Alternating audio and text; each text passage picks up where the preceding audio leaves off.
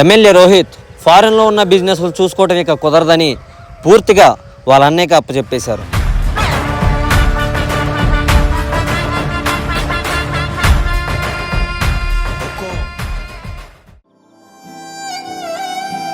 ఏంట్రా ఎప్పుడు లేని కొత్త చక్క వేసుకుని వెళ్తున్నావు? మన ఎమ్మెల్యే గారు మాట ఇచ్చారు కదా, మంచి మంచి కంపెనీలు తెస్తారని. అదే కంపెనీలో జాబ్ చేస్తాకెళ్తున్నా. సరే జాగ్రత్తగా వెళ్ళరారా.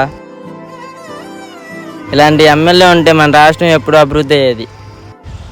రైతు హరి అమ్మ వాళ్ళ కోరిక మేరకు కొత్త ఇల్లు కట్టుకుని అందులో ఉండాలని ఎమ్మెల్యే గారు ఇళ్ల పట్ట నుంచి ఇల్లు కట్టించే వరకు దగ్గరుండి వాళ్ళమ్మ కోరిక నెరవేర్చారు.